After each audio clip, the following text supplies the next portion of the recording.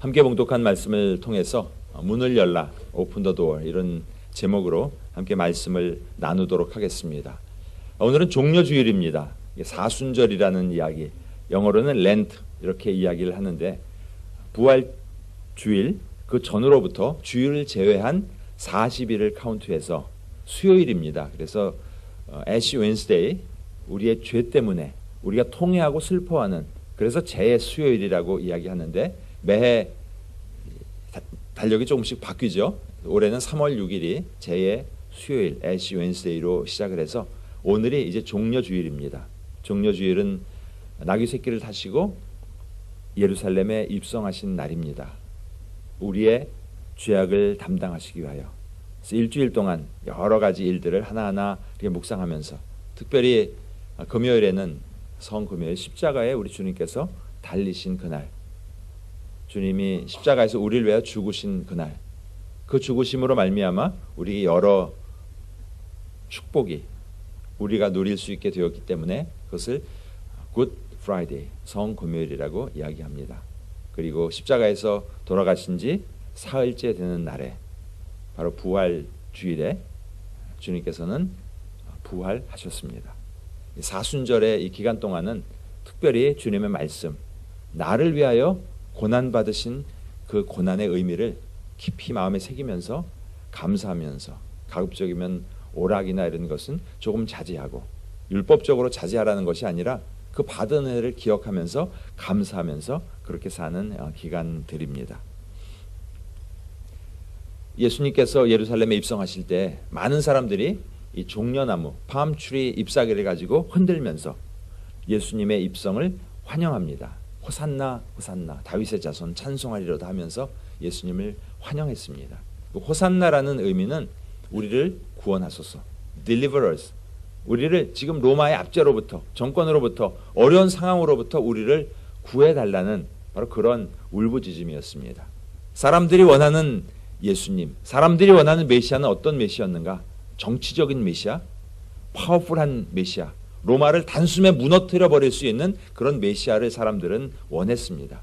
그래서 예수님께서 들어오실 때 예수님을 바라보면서 이스라엘의 왕이시여, 우리의 왕이 되어달라고 아주 소리 지르면서 모든 사람들이 예수님을 환영했습니다.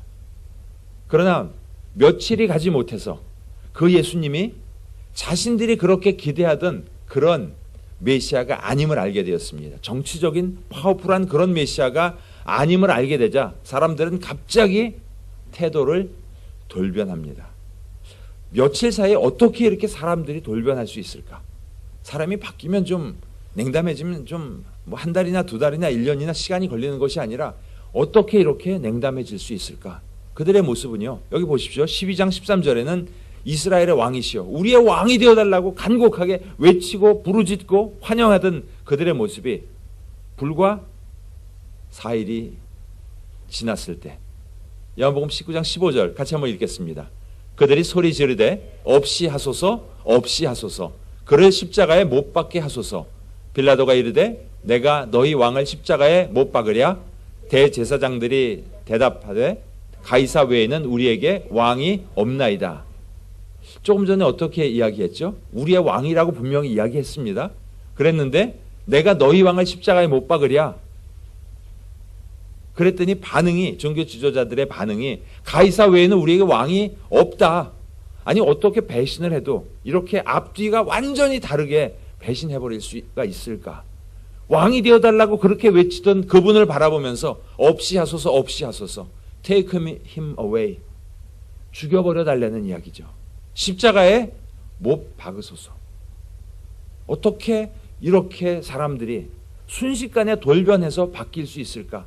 자기들에게 유익이 안 된다고 해서, 자기들이 생각했던 정치적인, 경제적인 그런 것으로부터 해방을 가져다 줄 사람이 아니라고 해서 어떻게 이렇게 갑자기 돌변해 버릴 수 있을까? 바로 이것이 군중들의 모습입니다. 진정한 제자의 모습이 아닌, 그래서 내 만족을 위하여, 나의 유익을 위하여 예수님을 쫓아다니던 그런 모습. 2000년 전에 바로 이런 일이 생겼지만 오늘 이 시대에도 우리가 만일 예수님이 누구이신지, 진정한 믿음의 고백이 없다면, 내가 무엇인가 주님을 통해서 얻고자 했는데, 내가 무엇인가를 누리고자 했는데 그것을 누리지 못하게 된다면 우리도 이렇게 될 수 있다는 것을 성경은 우리에게 경고하고 계십니다. 이 종려주일을 맞이하면서 혹시 군중들의 모습이, 군중들의 어떤 종교적인 심리, 군중들의 인기로 주님을 쫓아다니려고 했었던 그런 모습, 혹시 내 안에 그런 모습이 없는지 다시 한번 나의 믿음을 점검해 보면서 주님 앞에 겸손히 나갈 수 있는 그런 저와 여러분이 되시기를 주님의 이름으로 축복합니다. 계시록 3장 15절, 오늘 읽었던 9절에서 다시 한번 우리에게 경고합니다. 내가 차지도 아니하고 뜨겁지도 아니하도다. 차지도 않고 뜨겁지도 아니한 것. 얼마 전에 본 우리 어머니 기도회, 여성 기도회에서 봤던 영화 중에 그런 장면이 나오죠. 할머니가 커피를 미지근하게 끓여다 드렸더니 Do you have your coffee with room temperature? 그러면서 무슨 커피가 차지도 않고 뜨겁지도 않은 이런 커피를 못 먹겠다고 내놓는 그런 그 장면이 잠깐 생각이 나는데, 과연 우리의 신앙생활은 어떠한지, 차지도 뜨겁지도 아니하고 차갑든지 뜨겁든지 하라고 분명히 말씀하시는데, 그렇지 않을 경우에 어떻게 하신다고요? 내 입에서 너를 토하여 버리리라. 아주 무섭게 우리 주님은 질책하고 계십니다. 나의 신앙은 과연 어떠한가? 한번 우리를 돌아봅니다. 물질적으로 우리는 풍요한 환경에서 살고 있습니다. 환경적으로 참 좋은 곳에서 살고 있습니다. 그렇죠? 그리고 전에 비해서 성경에 대해서 참 성경 공부가 참 많죠. 요즘은요. 공부도 많이 해서 머릿속에 들은 것도 참 많습니다. 그런데 그런 지식적인 풍요함, 환경적인 풍요함, 물질적인 풍요함, 이것으로 인해서 내가 주님을 더 찾고 있는가? 아니면 내 갈급함이 식어져 가고 있지는 않은지. 왜냐하면 지식으로 해결하려고 하고 물질로 해결하려고 하고 환경 때문에 어려움이 없기 때문에 주님 앞에 기도하지 않는 그런 나의 삶으로 주님이 원하시지 않는 모습으로 변질되어 가고 있지 않은지 우리 한번 좀 돌아보기 원합니다. 우리가 함께 불렀던 찬양이요, 주 예수 대문 밖에 기다려 계시니, 그 찬양을 참 오래된 찬양이죠. 주님을 처음 만났을 때는 그 찬양의 1절, 2절 가사를 생각할 때마다 눈물이 나서 찬양을 부르지 못했습니다. 그렇게 주님이 오랫동안 기다리셨는데 주님을 영접하지 않고 내 의로 살겠다고 그렇게 살았던 내 모습, 그냥 그 찬양을 부를 수가 없을 만큼 눈이 맨날 퉁퉁 부어서 그 찬양을 불렀는데, 설교를 준비해서 이 찬양을 다시 한번 불러보는데 그때 그 통회함이 저한테는 없더라고요. 그래서 너 변했구나. 혹시 그것이 저만의 문제인가요? 아니면 신앙생활을 10년, 20년, 30년 세월이 흘러가면서 혹시 우리의 신앙생활이 조금 나태해지고 주님을 바라보는 감사가 없어지고 종려주일, 부활주일, 고난주간 벌써 수십 번 했는데요. 늘 지나가는 행사처럼 혹시 그렇게 우리가 생각하고 있지는 않은지 우리의 믿음 다시 한번 돌아보기 원합니다. 오늘 라오디게아 지역에 있는 한 교회를 통하여서 주님 우리에게 말씀하고 계십니다. 한 가지 좀 질문을 드려보겠습니다. 여러분의 삶에, 지금 현재의 삶에 여러분 얼마나 만족하고 계십니까? 1점부터 10점까지로 여러분의 삶을 좀 한번 평가해 보시라고 하시면 여러분 몇 점 정도라고 이야기하시겠습니까? 어떤 분은 2점이요? 힘들어요. 너무 힘들어요. 네, 힘들기 때문에 어쩌면 더 복됩니다. 주님 앞에 나올 수 있기 때문에. 그런데 오늘 이 라오디게아 교인들은요, 삶의 만족도가 얼마입니까 했을 때요, 저요 10점이요. 부족한 거 전혀 없어요. 그들 그렇게 고백하고 있잖아요. 3장 17절에 내가 말하기를 나는 부자라 부유하여 부족한 것이 없다. 필요한 거 아무것도 없어요. 괜찮아요 저는요. 제가 신방을 다녀본 중에 이렇게 대답하시는 분도 계셨습니다. 기도 제목이 있으시면 제가 기도해 드리려고요. 기도 제목이요? 저 그런 거 없는데요.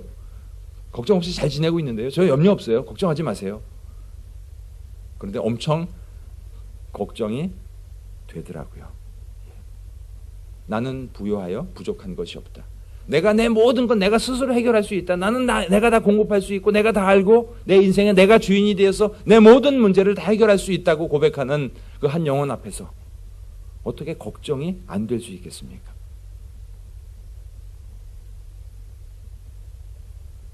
오늘 라오디게아 이 지역 굉장히 부유한 지역이었습니다. 그 터키 7교회를 우리가 오래전에 이렇게 가봤었는데요. 이 초록색의 까만 점 찍혀 있는 데가 7교회의 위치입니다. 특별히 라오디게아라고 하는 이 지역 근처에는 히에라폴리스, 그다음에 골로세라고 하는 지역이 있습니다. 히에라폴리스는요, 그 화목할레라고 하얀 목화꽃이라는 이름인데요. 유황온천이 정말 멋지게 멀리서 보면 저건 무슨 산이 저렇게 꽃이 하얗게 폈지? 그럼 보면 그게 뜨거운 온천물이 나오고 있습니다. 거기서부터 라오디게아까지가 약 한 11km 정도. 그러니까 타이쿠싱에서 이 정도 되는 거리입니다. 그리고 골로세라고 하는 지역에서 아주 신선하고 차가운 그런 생수가 라오디게아까지 이 온수와 생수가 공급될 수 있을 만큼 굉장히 부유한 도시였습니다. 왜냐하면 온천이 있었죠. 그리고 염료가 좋았죠. 그러다 보니까 왕족, 귀족들이 많이 방문하는 그런 지역이었습니다. 그리고 이곳에 약재 성분이 좋아서 이곳에 안약이 아주 유명한 그런 지역에서 돈을 엄청나게 버는 그런 지역이었습니다. 그러다 보니까 이 온수와 냉수를 히에라폴리스와 골로세에서 그 2000년 전에 저런 돌 속에 관을 만들어서 더운 물 찬물을 끌어다가 그쪽에서 지낼 정도로 얼마나 부유했을까요? 우리는 부족한 거 없어요. 다 누릴 수 있어요. 이렇게 살던 사람들이었습니다. 그런데 문제는 이 더운 물이 11km를 따라오면 계속 따뜻할까요? 미지근해지죠. 그 다음에 이 골로새에서 시원한 생수가 16km를 흘러가면 이 중동 지역에서 물이 시원할까요? 미지근해지죠. 그러니까 목욕물도 미지근, 먹어야 되는 음료수도 미지근. 그러다 보니까 이 라오디게아 사람들의 생활 태도가 그냥 뜨뜻미지근한, 뭐 특별히 염려도 없고 걱정도 없고 돈으로 해결하고 이런 삶. 사도 바울이 이곳에 교회를 세우고 이제 한 50년 정도 지난 이 시기입니다. 얼마나 열정적으로 뜨겁게 교회가 시작이 됐겠습니까마는 이 지역 사람들의 특성처럼 그냥 뜨뜻미지근한, 그냥 굉장히 미온적인 그런 신앙. 우리 뭐 돈 많은데 뭐 걱정 없는데 뭐 형식적으로 모여서 예배는 드리고 있지만 그런 형식적인 그런 모습 가운데 있는 그런 사람들을 바라보면서 오늘 주님은 경고를 하고 계십니다. 그들을 향해서 주님 말씀하십니다. 첫 번째 하시는 말씀은 마음을 열으라고 주님 말씀하고 계십니다. 주님은 우리의 모든 일거수일투족을 다 바라보고 계십니다. 우리가 어떻게 생각하고 있는지 어떻게 행동하고 있는지 모든 것을 다 알고 계십니다. 3장 17절에 라오디게아 사람들은 자신에 대해서 이렇게 이야기합니다. 나는 부자라. 부여하여 부족한 것이 없다. 주님 안 도와주셔도 괜찮습니다. 우리가 스스로 알아서 잘 살겠습니다. 그런데 그것은 그들의 생각이었습니다. 주님이 보시는 시각은 달랐습니다. 주님이 보시기에는 어땠습니까? 곤고했고 가련했고 가난했고 눈멀었고 벌거벗었다는 사실. 참 아이러니죠. 그것은 부유한 곳입니다. 부유한 곳인데 어떻게 곤고하고 가련하고 가난하다고 하실까? 그들에게는 돈이 풍성하게 있었는데, 또 그 지역은 안약이 아주 잘 발달되어 있었는데 어떻게 그 좋은 안약이 나오는 그 동네 사람들을 바라보시면서 눈이 멀었구나 너희들은. 그리고 자색옷감을 잘 만드는 모직공업이 발달한 그 동네 사람들을 바라보면서 벌거벗었구나. 우리가 생각하는 것과 나의 시각과 주님의 시각은 완전히 다르다는 것을 말씀하고 계십니다. 우리는 물질적으로 풍요하고 자녀가 잘 되고 우리 건강하고 직업이 완전히 뭐 10년 20년 시큐어 돼 있다면 우리는 아무 염려 없는 인생인 것처럼 삽니다. 그러나 그것은 나의 시각이고 나의 생각입니다.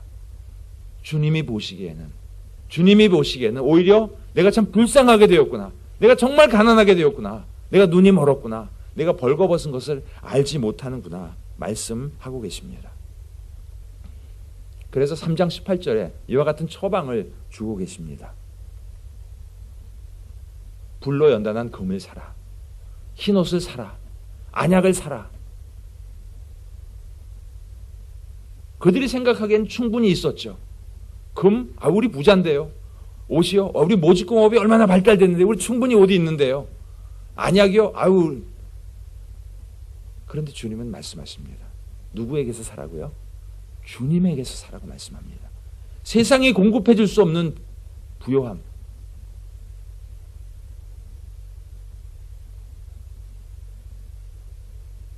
세상 지혜로 알 수 없는 하나님의 말씀.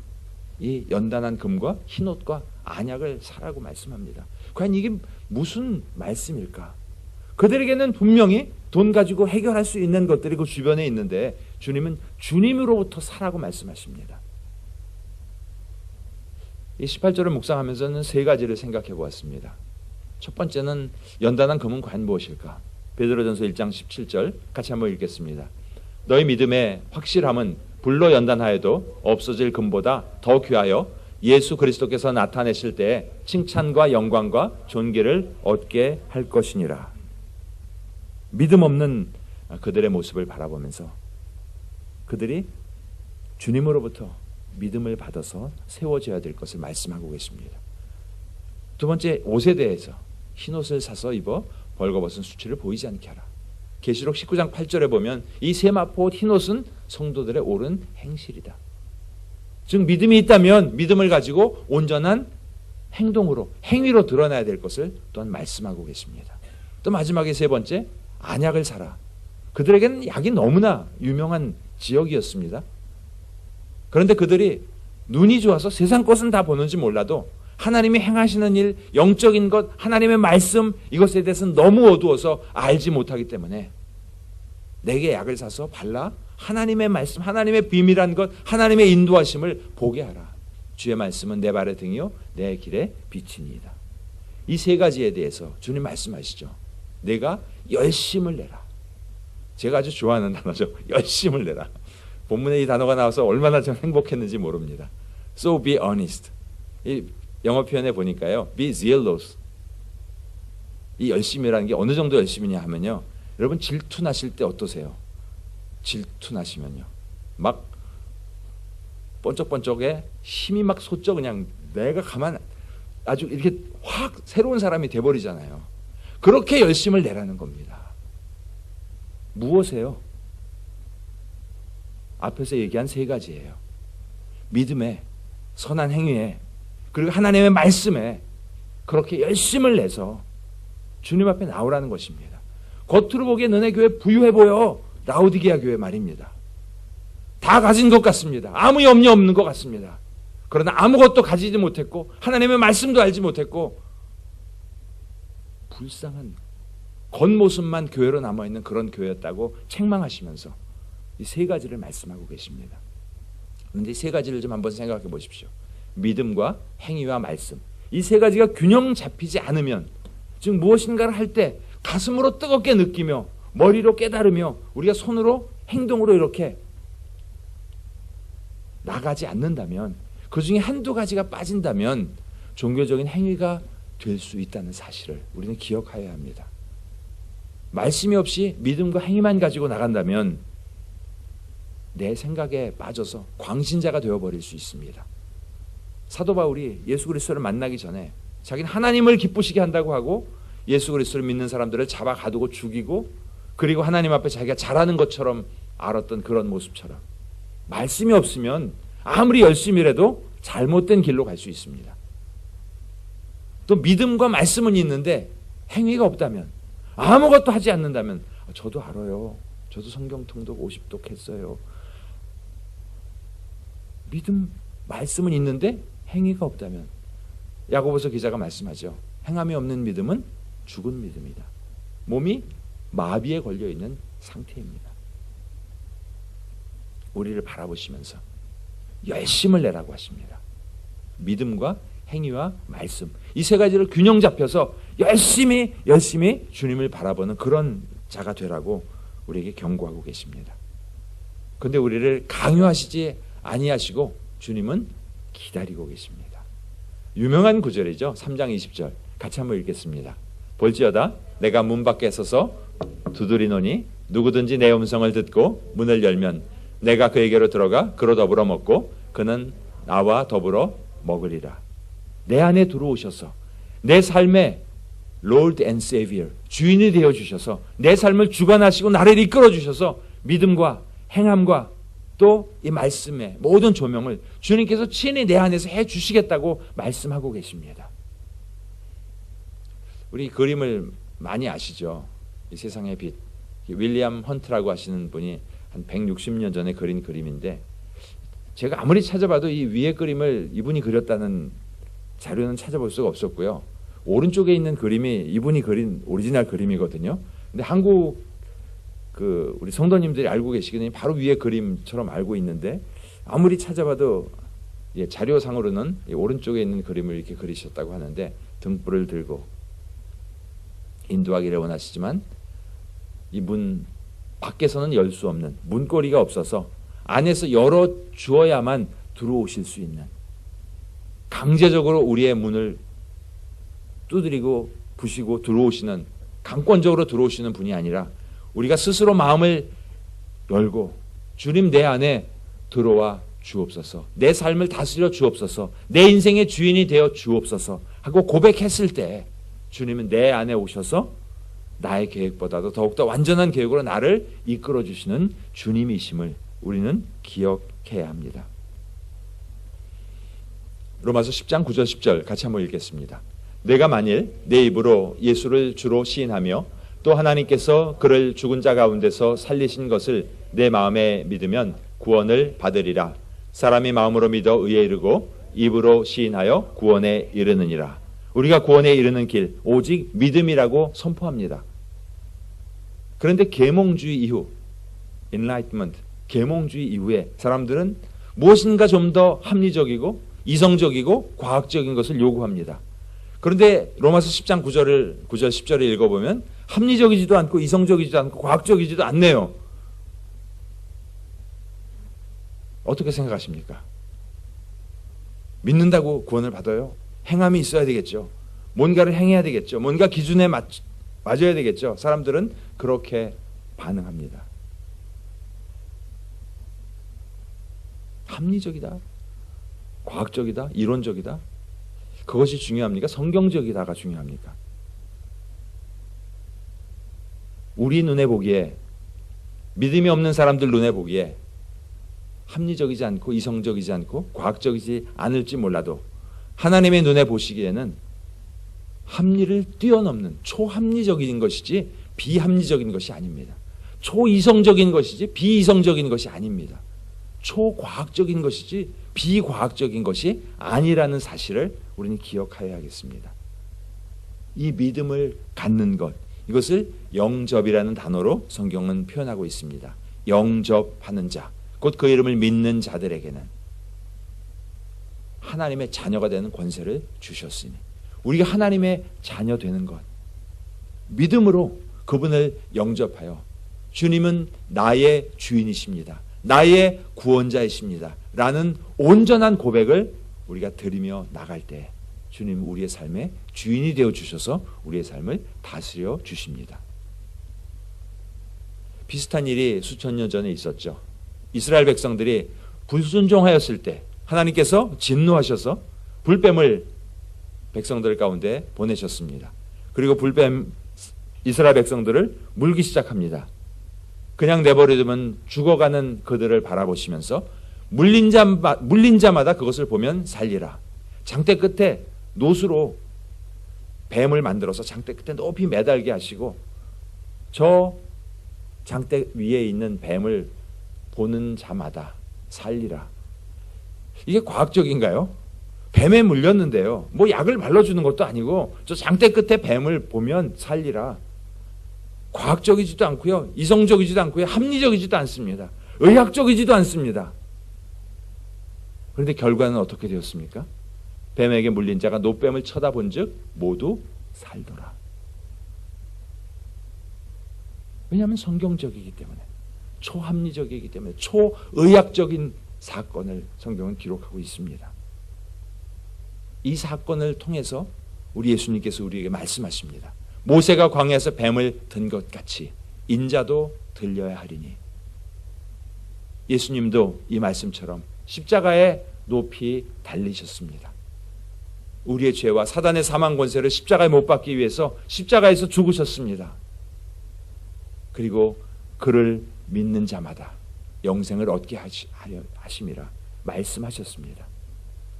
수천 년 전에 광야에서 죽던 사람들이 노뱀을 바라보며 살아난 것처럼 십자가의 예수 그리스도를 믿는 자마다 우리에게 영생을 얻게 하신다고 성경적으로 성경을 통해서 분명하게 우리에게 선포하고 계십니다. 주님 앞에 나가는 우리의 모습은 어떻습니까? 그냥 교회만 왔다 갔다 하는 인생이십니까? 아니면 이 말씀처럼 나의 구주와 주님이십니다. 라오디게아 교인들에게 말씀하시죠. 차든지 뜨겁든지 하라. 차든지 뜨겁든지 하다 하면 그럼 대충 다니지 말고 나오지 말란 얘기인가? 찬 건 나오지 마는 거고 더운 건 더 열심히 나오라는 그런 의미가 아니고요. 차면 찬 대로 냉커피 드시는 분 계시죠? 뜨거운 커피 드시는 분 계시죠? 확실히 하라는 겁니다. 확실히. 나의 신분이 누구인지, 정말 그분이 나의 인생의 주인이시라면 그분을 주인 대접하고 그분을 섬기면서 그렇게 살 것을 말씀하고 계십니다. 예배에 오신 대부분의 분들이 부모님이시잖아요. 어머니시죠? 또 아버지시죠? 여러분은 부모의 역할을 혹시 파트타임으로 하십니까? 나는 3시간만 아빠야. 그 나머지 시간은 내 마음대로 사는 시간이야. 네, 그런 아빠 없으시죠? 이 아빠, 엄마의 역할은 풀타임이죠. 또 직장 생활을 하시는 분들은 어떠십니까? 나는 회사 근무 시간에만 직원이야. 그러신가요? 보면 밤에도 뭐 어떤 땐 예배 가운데도 이메일 보내시고 열심히 일하시잖아요. 풀타임 엠플로이먼트, 풀타임이라고 말씀하시잖아요. 근데 왜 신앙생활만은 파트타임처럼 썬데이에만, 주일에만 나는 크리스찬이고 월요일부터 토요일까지는 교회에서 무슨 행사가 있는지, 교육이 있는지, 뭐 부흥회가 있는지 I don't care. 열심히 모이세요. 난 관심 없어요. 일주일에 교회는 1시간만 가는데요. 신앙생활은 파트타임이 아닙니다. 신앙생활이야말로 온전히 우리가 온 마음과 시간과 정성과 물질과 모든 것을 들여서 올인 해야 되는 생활이 바로 신앙생활인 것을 오늘 라오디게아 교인들을 비유해서 말씀하고 계십니다. 옆에 계신 분하고 이렇게 좀 세게 인사 한번 하시죠. 대충 하지 맙시다. 대충 하지 맙시다. 예. 우리 신앙생활 똑바로 합시다. 신앙생활은 똑바로 하라고 분명히 말씀하고 계십니다. 차든지 덥든지 분명히 하라고. 그렇지 않으면 어떻게 하신다고요? 토해버리시겠다고 우리에게 무섭게 경고하고 계시는 경고의 메시지입니다. 나는 누구인가? 하나님의 열심으로 하나님이 자신을 주셔서 나를 구원하신 그런 하나님의 자녀라는 것 우리가 기억하여야 하겠습니다. 성경에 말씀하시죠. 우리를 왜 그렇게 구원하셨는가? 우리를 깨끗하게 하사 선한 일을 열심히 하는 자기 백성이 되게 하려 하심이라. 로마서 12장 11절 부지런하여 게으르지 말고 열심을 품고 주를 섬기라. 성경 어디를 봐도요. 신앙생활을 대충 하라는 표현 없습니다. 우리 구원은 공짜로 은혜로 받았습니다. 하나님께서 값을 치르셨기 때문에 나는 값을 치르지 않았지만 우리가 신앙생활하는 데는 주님을 섬기는 데는 우리의 온 인생을 걸고 값을 치르면서 우리가 신앙생활 하는 것입니다. 그것이 주님을 기쁘시게 하는 일이요. 우리가 놀라운 축복을 누릴 수 있는 비결이라고 우리에게 말씀하고 계십니다. 첫 번째 마음의 문을 활짝 열라고 말씀합니다.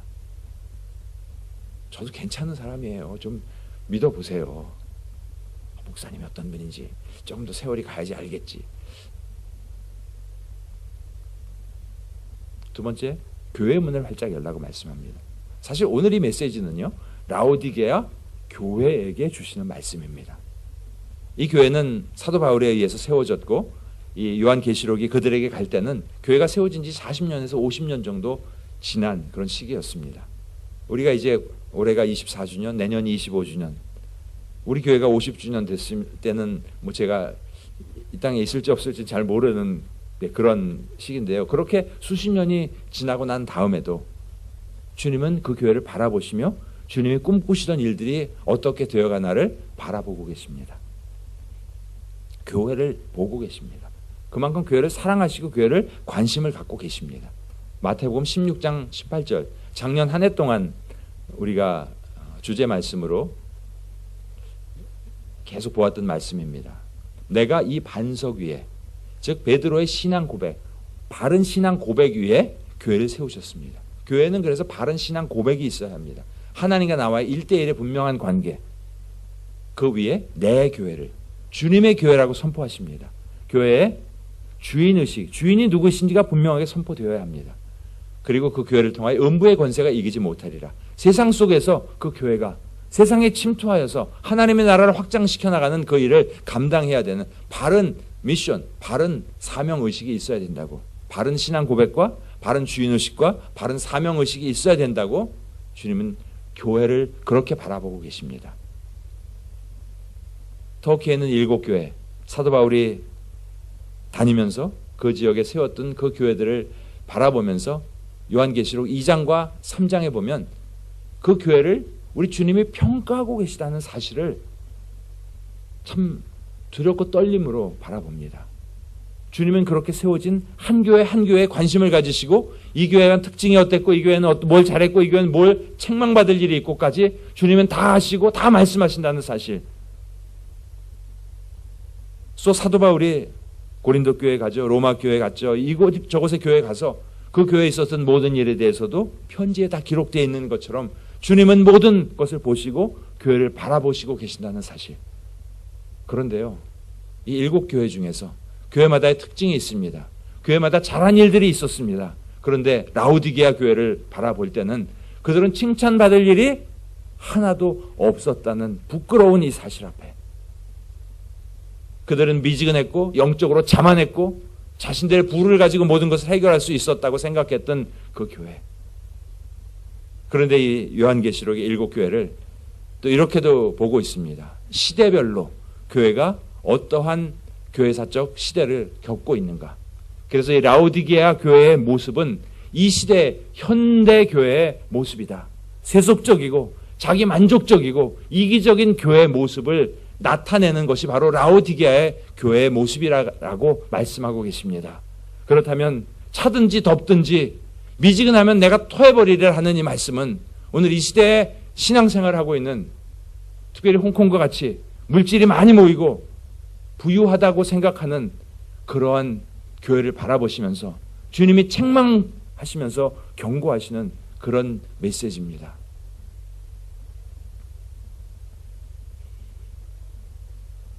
설문 노트에 넣어드린 것처럼 2장과 3장에 이 교회들마다 바라보시면서 회개하라, 회개하라, 회개하라를 계속해서 반복하고 계십니다. 책망할 것이 없는 그 2교회를 제외한 5교회를 바라보시면서 회개하고 바른 모습으로 주님 앞에 돌아오라고 말씀하고 계십니다.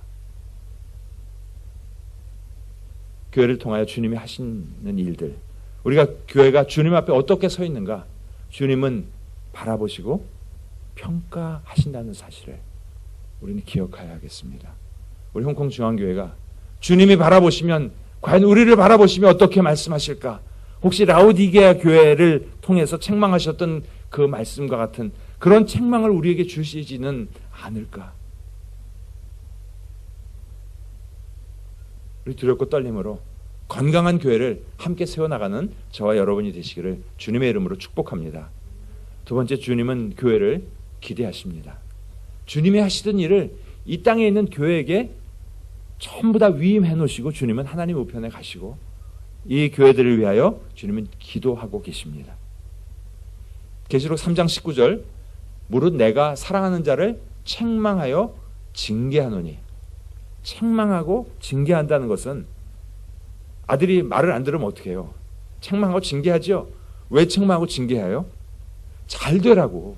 기대하기 때문에, 사랑하기 때문에. 계시록 3장 19절에 말씀합니다. 내가 사랑하는 자를. 그렇게 교회를 사랑하시는 주님은 책망하여 징계한다고. 근데 영어 표현에 보면요. I rebuke and 징계를 discipline. discipline 또 제가 자다가도 깨는 단어 중에 하나잖아요. 훈련. 맞아. 훈련해야 되는구나. 말씀 훈련해야 되는구나. 기도에 대한 훈련해야 되는구나. 서로 돌아보아 사랑과 선행으로 격려하며 이런 교회가 세워져 나갈 것을 주님은 기대하고 계십니다. 신앙생활이란 훈련입니다. 훈련하지 않으면 우리는 언제 어떻게 넘어질지 모릅니다. 종려주일에 예루살렘에 입성하시는 그 주님을 그렇게 환호하며 우리의 왕이 되어달라고 외치던 그들이 불과 며칠 만에 없이 하소서. 우리에게는 왕이 없나이다. 왜 그들은 그렇게 변질되었을까?